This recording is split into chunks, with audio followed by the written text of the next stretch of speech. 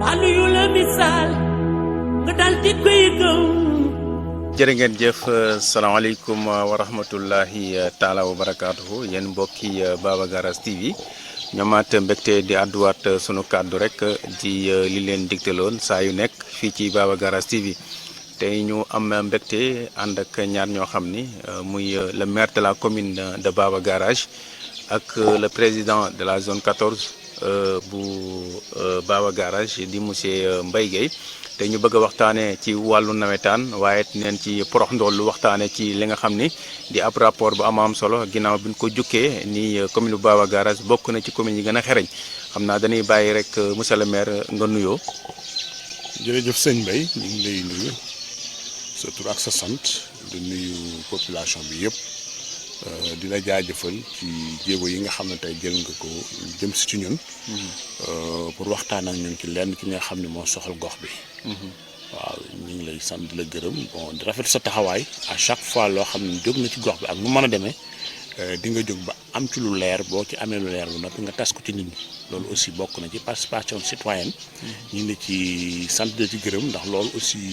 moom la askan bi bëgg. lu xew ci seen gox rek ñu am ci xam-xam bu wér-wér boo xam ne kenn du ko nattable. te loolu jërëjëf monsieur le maire yaakaar naa li mu wax am na solo monsieur le président ñu lay nuyu. waaw maa lay nuyu Mbaye di la ziar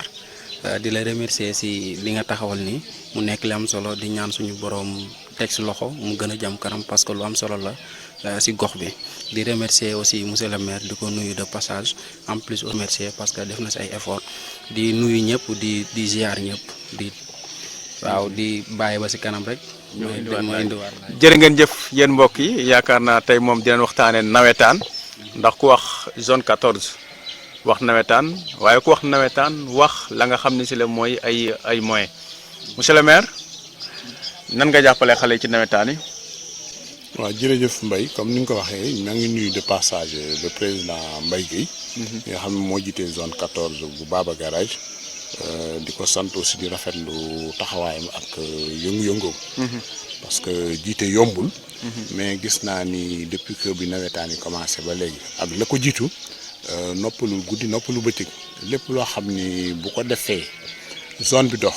ak jeunes yi am lu ñu bëgg ci wàllu sport ci lay xëy ci la gont dinaa koy gis muy dem Bambey di ñëw di woote ndaje di ñëw ci man di waxtaan ak man donc moom li taxoon ñu teg ko fi xam na ko. te gis naa ni ñu ngi ciy góorgóorlu ñu ñaan yàlla ni mu ko commencé yàlla àggale ko ci jàmm ñu ko football nawetaan ñu ci jàmm àggale ko ci salaam ba ki nga xam moo war a jël ndam ni aussi jël ko. waaw bu jëmee ci wàllu ku wax nawetaan comme ni ma ko waxee rek wax ay moyens yan moyens nga développé pour nawetaan yi. waaw wax nga dëgg ku wax nawetaan di nga wax moyen mais ci loolu aussi bon pour le moment li fi nga xam ne foofu lañ tolloogul bi ñuy démarré nawetaan yi ñoom ñëwoon nañu waxtaan ak man. bon fekk na loo ko jiitu sax am na waxtaan boo xam ni def nañ ko ak ki nga xam mooy inspecteur départemental de la jeunesse et sport. ñëw na fii ñu def benn lël ñu former xale yi ñu waxtaan préparer leen waajal leen bi loolu jàll aussi soobu nañ ci nawetaan ci nawetaan nag comme ni nga ko waxee boo ci soobu dafay am lu mu laaj comme am xaalis la laaj. jamono boobu aussi bi ñëwee ci man waxtaan ak ñoom man aussi ci li nga xam ne moom la commune bi toll ci départ ba aussi jéem nañ ko def parce que dégagé woon nañu bon budget de 500 000 francs subventionné ko zone bi bu loolu wéy aussi bon équipe yi nga xam ne ñoo participé aussi dañ leen a war a subventionné loolu aussi je crois que am na benn engagement bu 1 million de francs boo xam ne def nañ ko bon je crois que jot naa ni fii ak altine den ci jot buñ ci jotee aussi équipe yi nga xam ñoo ko seq ak ñoom bu ñu waxtaanee ñoom nu ñu ko war a doxalee mu rafet ba ñi nga xam ne moo ko tax a jóg mu équipe aussi ñu def ko. donc pour le moment daal en gros dégagé gu nañ 1 million 500 mille yoo xam ne déjà 500 mille jugal nañ ko ci zone bi 1 million yi engagé nañ ko ci jot na ni bu altine incha allah dañ ci jot te buñ ci jotee ñu toog waxtaan nu mu gën a rafetee rek ñu def ko ni jëmale ko ci équipe bi. ginnaaw loolu aussi bon on va vers une finale. bon final bi aussi buñ ci àggee incha allah lépp loo xam ne aussi commune bi mën na ko ci wàllu équipement ci wàllu matériel ci wàllu trophée incha allah dinañ ko def. jërëjëf maire yaakaar naa loolu am na solo président ginnaaw bi nga déggee kàddu yooyu rote ci la maire ci ni mu jàppee ci nawetaan yi yow lan nga ci mën a yokk ak ban satisfaction nga am ci loolu. waaw bon Babacar maire li mu ko waxee noonu la ko defee kàddu yi mu wax du ma mën lu dul rafetlu ko te di ko confirmer ni loolu noonu moo am parce que depuis le début bi ñu defee AG ba léegi ñu nooy ma président dañu déggante téléphone mu wax ma ni ma man sa nijaay la dinaa la dooleel dinaa la jàppale dinaa la taxaw te loolu noonu moo waxoon lépp gis naa ko te en plus dara changé aussi ni mu ko waxee noonu la ko defee parce que depuis le début ma nekk président lépp lu président zone di am man maa ngi koy defal na ma ko te lépp lu mu war a defal président zone yi fii lu mu ko war a defal lépp moo ngi koy def te du xaar ñu wax ko te du ko waaj te du jël temps waaw fi ma njëkk a commencé mooy comme ni mu ko waxee bi ñu waree ñëw def formation dafa ñëw mu defal ñu formation ak dégloo si ak président des sports de Bambey conseil des sports de Bambey ñu waxtaan suñu defal ñu formation ku ne xam na ni nawetaan ay RG moo ko lal te donc boo gisee nawetaan li tax muy bëri coow lépp ñàkk a xam la donc jàpp nañ ni formation boobu ñu defal ñaan moo jàpp mooy sabab li tax depuis bi ñu démarré ba léegi coow amul werante amul dara amul parce que formé nañ équipe ci loi et règlement des nawetaan en plus aussi formé leen ci règle de jeu donc da ngay dégg sax ren ñuy contester arbitre naan arbitre bi hors-jeu bi waru ko tirer coup franc bi waru ko tirer nga xam ni kon formation bu muy defoon moo tax léegi bu ñu jógee ci formation bi dañuy dem ci wàllu bi ñu waree defar ay licence ku ne xam na ni nawetaan léegi dañ ko numériser maintenant tout se passe de manière numérique donc bi ñu demee foofu nga xamante ni léegi li ñun ñu ngi doon footballé bu njëkk ay licence yoo xam ne licence papier la woon léegi nag ñu ni léegi dañ koy numériser ku ne xam na ni loolu dafay metti parce que joueur bu nekk benn licence nga mën a am léegi mënoo dem footballé di feneen léegi kon donc équipe yi dañu war a dem wuti ay joueur bu loolu weesoo aussi ñu war a defaraat ay licence parce que seen licence yu njëkk yi dara baax licence bu nekk ñoo ngi koy defaree 500 francs ma ñëw expliquer la situation mun ma dinaa may équipe bu si nekk 23 licences donc ñu ngi amoon plus de 6 équipe bu si nekk mu defaral la 23 licences ba pare àll ñu otoom ñu dem Bambey defar licence yooyu noonu mu taxawuñu ko bi mu génnee aussi mu defar la même chose ñu dem Bambey jëli licence yi ñu des démarrage ku ne xam na ni démarrer nawetaan yombul déjà di nga fay sécurité cash déjà aussi am na yu bëri yoo xam di nga ko defaraat stade mu ni kon dinaa débloquer 500 000 francs jox leen ngeen démarrer li des ngeen bàyyi ko seen kees depuis le début ba léegi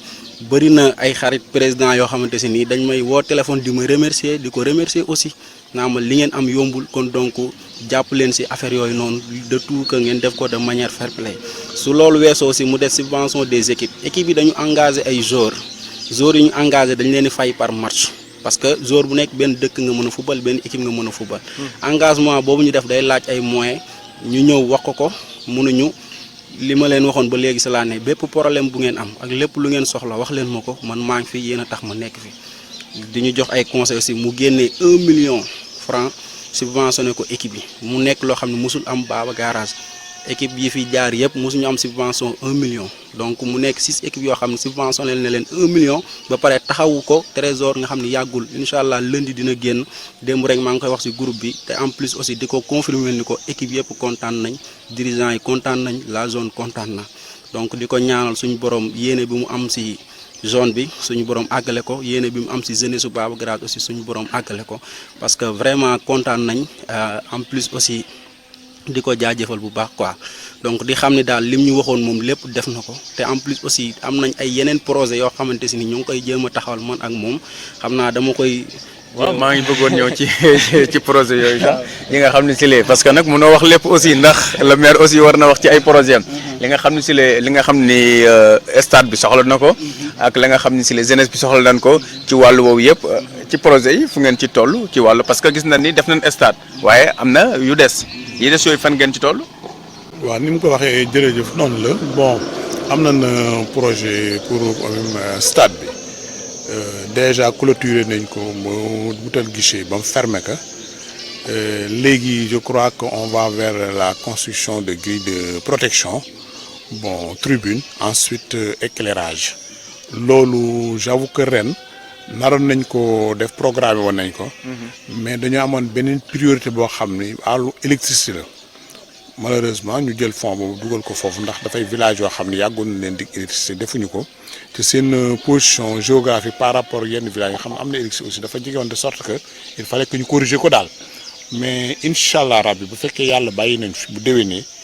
dina nekk ci suñ priorité numéro 1 incha allah grille de protection bi ak tribune bi incha allah dañ ko boole ñu defar ko éclairage bi aussi dañ ko defar reboisement bi aussi tout autour du terrain du stade aussi c'est programmé. Bon, ren peut-être on est un peu en retard, mais je crois qu'on va faire des programmes de reboisement pour que, Inch'Allah, bu déwénee ñu dépasser loolu en un mot daal bon je crois que ni nga ko waxee dëgg la am na yuy xaar foofu mais nag jamono noonu lay doxee benn par benn dañ daan football bu njëkk ci air libre dara du waruñu daan foy di ko olof di waxee mais léegi bu ñu demee ba aussi ñu clôturer stade bi 100 mètres sur 100 ba tëj que 120 du match sur 130 ñu tëj que bon am na équipement bu mu laaj équipement bi mu laaj nag ñun lay xaar ci incha allah rabbi dañ ko def te it bokk na ci programme bi nga xam ne déroulé woon nañ ko sax pour def ko programme woon nañ ko pour def ko muy waa PACASEN rural amoon na programme woon boo xam ne ren waroon na démarrer mais malheureusement ba fii may wax yow démarré wul mais programme woon nañu yi ma lay wax yëpp ci PACASEN rural bi ça veut dire que bu commencé wul ci en 2021 en 2022 PACASEN boobu dina commencé te bu commencé priorité bokk na ci stade bi ñu complété infrastructure yi. jërëjëf yaakaar naa ni wax ji am na solo yéen ñiy suivre ci Baba Garage TV ñu ànd ak le maire de la commune de Baba Garage ak le président de la zone 14 président looy dolli ci lu maire wax ñu tëjee foofu rek dugg ci wàllum programme bi nag ci rapport bi. waaw du ma def lu dul rafetlu ko parce que ku ne xam na ni tamit def na ay effort si wàllum infrastructure si wàllum sport parce que comme ni nga ko waxee sànq. En plein terrain en plein air lañ doon footballé amul collectif amul dara ñu doon am ay problème pour fay arbitrage ak sécurité ñu waxoon ko doléance boobu mu jàppoon si trop collectif ak suñu terrain ba démb rek équipe yi doon football ku nekk am nga si quote par 35000 léegi si la ñuy fay arbitre si la ñuy def lépp donc comme que am nañ terrain collectif aussi ku ne xam na ni sport rawatina nawetaan dafa bëri ay problème te lu yàqu match dafa yomb donc bi mu xoolee étudier évaluer mu xool kat ni lii nii kat ni ngeen footballé nii bëri na ay risques donc man dinaa si def lu ma mën après démb lañ si waxtaanaat mu expliqué ma ko ni ma déjà grille de protection bi moom bokkoon na si doléance yi ngeen doon wax incha allah dinaa leen ko defaral incha allah déwén incha allah dinaa bëgg mu bokk sama priorité number 1 donc loolu duñ mënuñu def lu dul rafetlu ko di ko jaajëfal en plus aussi day tax rek ñu gën a xam ni sportu Baba Garage ñor na ko en plus aussi jeunesse su Baba Garage ñor na ko te en plus aussi defar. Sport Baba Garage aussi ñor na ko parce que ku évaluer loolu ku xool danger bi nga xam ne am na si ngay football amul grille de protection nga xamante si supporter mën nañ daw dugg si terrain match lu ko yàq dafa yomb nga ni kat lii nii dama koy def pour que sport bi rek gën a dëgër sport bi gën a jëm kanam parce que pour que sport bi gën a jëm kanam donc loolu noonu du ñu mën lu dul def lu dul remercier ko en plus aussi jaajëfal ko di ñaan suñu borom yéene bi nga xam ne am na ko rek si sport bi am na ko si gox bi suñu borom mottali ko en plus aussi di ko ñaanal aussi ni ko vraiment ñun kontaan nañ si moom man président zone toute la zone tous les membres ñoo ngi koy remercier di ko wax merci en plus aussi équipe yi représentants yi nit ñi damay woo téléphone fu nekk lañ ma wooyee di ma wax kan ni ma président ñu ngi lay remercier mën leen non bu leen remercier le président remercier leen la maire parce que président débloquéwul bu ko neexoon mu def comme yeneen maire mi niñ def parce que bëri na maire yoo xam ne génnewul subvention kon moom actuellement ak crise sanitaire bi ñu nekk nga xam ne maire yi am nañ ay yeneen priorité mënoon na dem def leneen ni kat sport bi tàlluma ko pour l'instant mais moom deful loolu dafa ñëw mu jàppale ñu dooleel ñu ba ñun ñi nga xam ne sax ñooy ay président feneen fu ñu dem dañuy siggi fu ñu dox dañuy siggi donc duñ koy jaajëfal di ko ñaanal ni ko incha allah collaboration bi ñu ngi koy rafetlu te ñu ngi ñaan collaboration bi mu continuer nii ba jusqu'à suñu borom di def li nga xamante si mooy gën suñu ñëpp. jërë ngeen jëf mbokk yi xam naa dañuy tourner page bi dugg ci wàllum ginnaaw jamono yi yëpp ñëpp di waxtaane benn rapport annuel buy wax boo xam ne si le maanaam bi ñu doon nàmm wala sax communes yi gën a xereñ natt voilà comme ni ko maire waxee ñu natt communes yi nga xam ne ñoo gën a xereñ ci Sénégal comme li Baba Garage jël 132e ci 537 communes jël 2e ci région bu Diourbel yaakaar naa loolu lu mat a félicité la muy ndam lu rëy ci commune bu Baba Garage tey nag foog la maire expliquer fan la jaar ba am solo li nga xam ne si la mooy résultat bu am solo boobu monsieur le maire. waaw jërëjëf sëñ Mbaye comme ni nga ko waxee jamono yi ñu génn bon defoon nañu benn natt ci collectivité locale ñu koy wax mesure de performance maanaam comité maire yi ñu jéem leen a natt xool nan la ñuy doxe est-ce que ni ñuy doxe dëppoo woon nag liñ leen di sant wala dëppoowul loolu nag liggéey la boo xam ni waa PNDL ñoom ñoo ko commandité woon bon ARD yi agence régionale de développement yi ci région bu ci nekk ñoom ñoo ko def bi ñu ko defee aussi ni centralisé au niveau national boole lépp def classement yi mais alhamdulilah laay wax parce que Baba Gara aussi comme toutes les collectivités locales du Sénégal dafa am lu ko war ñun nag li nga xam ne moo tax ñu teg ñu fi la nga xam ne moo ñu ci war suñ kéemtalaay kattan dinañ ko def bon bu waree wàllu administration wàllu programme yi wàllu li nga xam ne daal texte yi dañ jéem a sàmmonteeg moom li nit ñi xaar ci ñun aussi dañ jéem a sàmmonteeg ñoom ba nga xam ni yàlla bu yàlla defee li gën ñi nga xam ne ñoo na fi tegoon duñu mere ci kaw loolu xañ na ci loolu la ñu teg suñu tànk di jéem a def li ñu mën ak lu ñu mënul di jéem a sàmmonte ak texte yi di jéem a def li nga xam moom la ñuy wax di jéem a bàyyi li nga xam moom la ñuy tere loolu nag tey xañ ne moo nu jural yi nga xam ne moom ngay wax tey parce que bu dee région Ndiarème presque communes yi ëpp na ñeent fukk ñepp na ci ñeent fukk ak ñett ba ñeent fukk ak ñeenti commune loolu buñ ci suqee CP arrondissement commune Baba Gara ni moo jël deuxième loolu aussi suñu ndam la ndam waa Baba Gara bi yëpp la moo gënoon tey ñu ni ñoo jël par exemple 44 wala 43e kon buñ suqee ci région Diourbel bi yëpp ci ñeent fukki communes ak nangam ni Baba Gara deuxième la ci classé wu loolu moom dañ koy rafetlu di ñaan yàlla aussi mu wéy au niveau national aussi 537 communes lañu juróomi téeméeri commune ak fanweer ak juróom-ñaar léegi nag bu fekkee ni foofu aussi moo gën a lim bi moo gën a rëy bon téeméer ak fanweer ak benn raw nañu ñun aussi raw nañu ñeenti téeméeri commune ak juróom loolu aussi au niveau national aussi bon lu mën a jàpp ni daal di wax ni aussi bon loolu xañ na du sama résultat conseil municipal bi yëpp la résultat askan bi yëpp la résultat même administration seen loxo mi ngi ci biir même président de la république loxo mi ngi ci biir ndax commune bu fi mën fi mu toll dañ la mënal commune lu fi waaye def aussi dañ la ko defal kenn mënul dara yow dong du commune bi du maire bi du commune bi du même sax département bi mais liggéeyu mbooloo la askan bi yëpp ñooy ànd joxante loxo bokk di def benn affaire bu nee ba ci cëppaandaw ga nag bu nu nattee bu natt bi baaxee kon dañuy jàpp ne askan bi ñoo ko liggéey kon daal ci tënk bu dee région Ndiarème ñeent fukki commune la ak ñett la ak ñeent sax la ñuy wax 44 collectivités locales Baba Gara bu fekkee moom nattee xayma moo nekk deuxième loolu lu mën a rafetlu bu dee Sénégal ba mu daj juróomi téeméeri commune la ak fanweer ak juróom-ñaar bu fekkee Baba Gara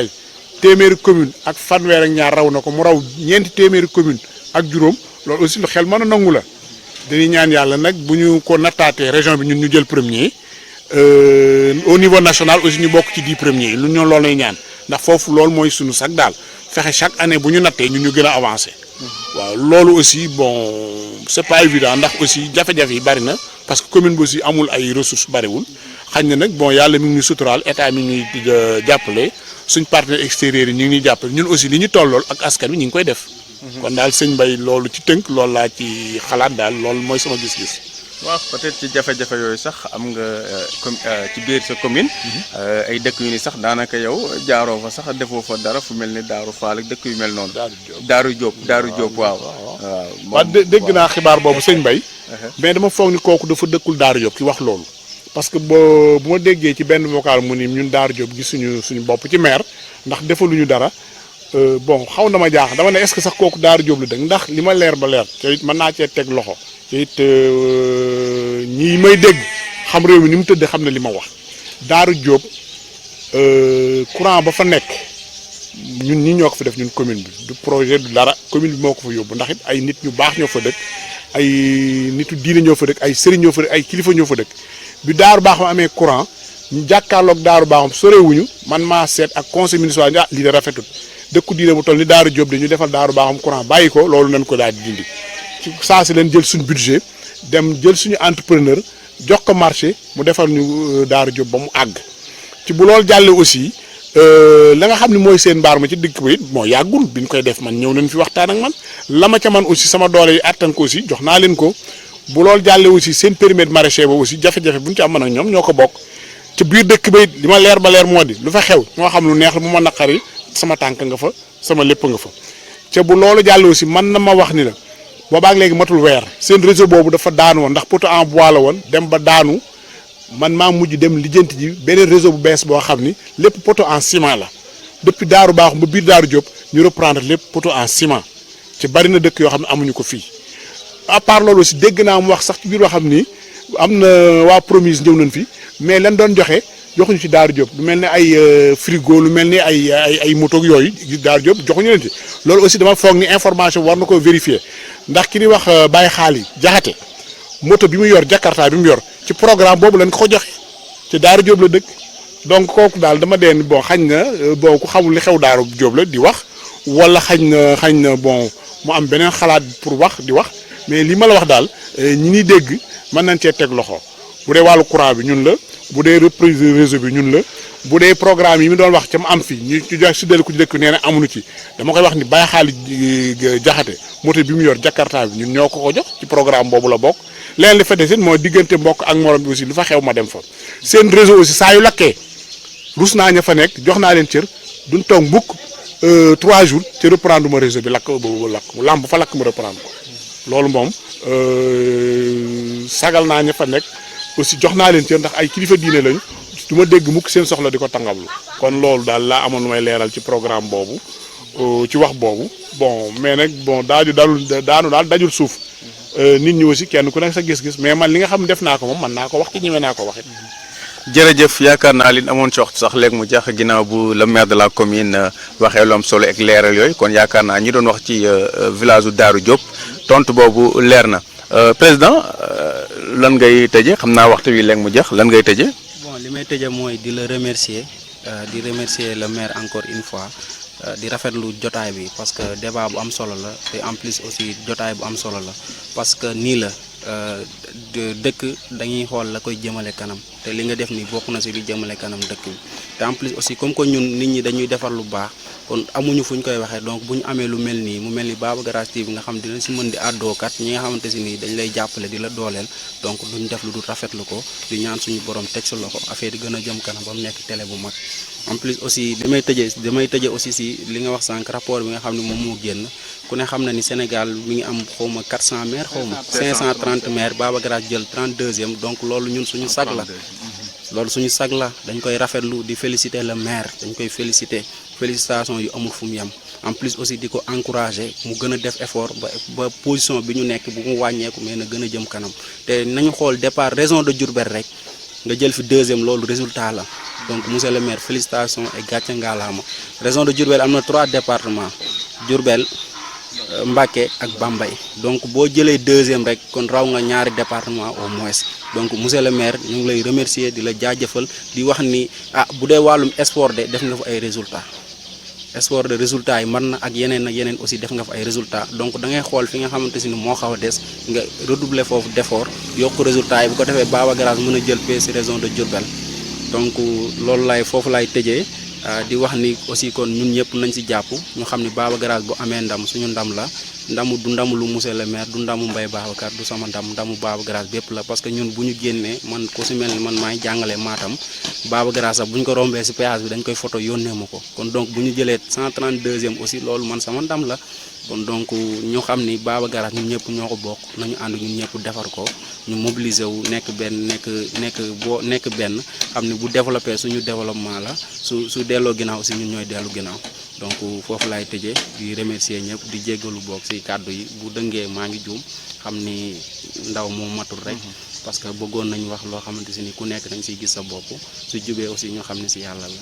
jërëjëf maire looy tàggoo. waaw man li may tàggoo kàddu ñaax la ak kàddu cant yi boobu dinaa ko yëkkati jëmale ko si yow bon ni la nga gën a góorgóorlu ndax li ngay def fésal loo xam ne dafa nëbb woon leeral loo xam ne dafa lëndëmoon loolu ci xeetu jaamu yàlla la bokk. yaa ma gën a jàng loolu am na foo ko mën a firé ba wéer ko ci li nga xam ne suñ borom gërëm na ko leneen li ci des aussi xañ na ñu ñaan yàlla may la moyen boo gën a mën a defee li ngay def parce que yaa ngi koy def ci gisoo ci sa bopp boo avec modestie loolu aussi ñi ngi koy témoigner. xanaa ñaax yi mooy jeunesse bi ma leen di sant di leen gërëm xam ni ñoom lii ñu def tey ñun ñoo leen ko jëkk a def fii ñu toll tey ñun ñoo leen fi jëkk a toll te ni ñuy amee soxlaa ci ay nit di ñëw ci man di ma tàllal loxo ñun ba ma ci tollee noonu laa daan amee soxla dina am ay nit di leen tàllal loxo donc affaire bi boo ko seetee ci ba nga ci tolloon rek day yomb donc lépp loo xam ni mën nañ ko pour jàppale leen incha allah di leen ko def ndax devoir la pour ñu def ko ñoom it ñu leen di tàllal loxo di leen wax ni dëkk bi ñoo ko bokk réew mi ñoo ko bokk ànd defar ko moom moo gën leneen parce que buñ ko defaree ñoom lañ koy defaral buñ ko yàqee ñoom lañ koy yàqal ndax ñun ñii daanaka suñu mbir wéy na ci kanam tuuti ñoom ñooy ñëw toog fi ñu toog ndokk nag bu boobaa na fekk que li waroon a jag-jag wala lu ëpp ci li waroon a jag-jag bu ko defee ñoom seen coon dafay wàññeeku mais buñ lépp yàqoo lépp taxaw ba ñoom ñu ñëw nga xam ni bu yëgoon defar bu yëgoon wax lu baax man nag maa ngi leen sant di leen gërëm ndax Mbaye mi xam mooy président bi ak ñeneen ci loolu la ñuy nekk yow yaa ngi ci biir jeunesse bi kon maa ngi sant seen jëf di sant seen taxawaay di sant seen comportement ca xam ni loolu daal lañ doon séntu ci yéen a ngi ci ñu ñaan yàlla mu defal leen jàmm ak salaam ak wér-gu-yaram. jërë ngeen jëf mbokk yi doon seetaan ci Baba Garage TV loolu lañ waxoon nan ko bokk ak yéen ci Baba Garage TV di leen sant di leen gërëm di leen ñaanal yàlla sàmm leen aar leen làq leen fu loxo yàqkat àggul ba beneen jëmmi jamono ci Baba Garage TV ci yeneen programme jërë ngeen jëf. Alu yu la misaal nga dal di koy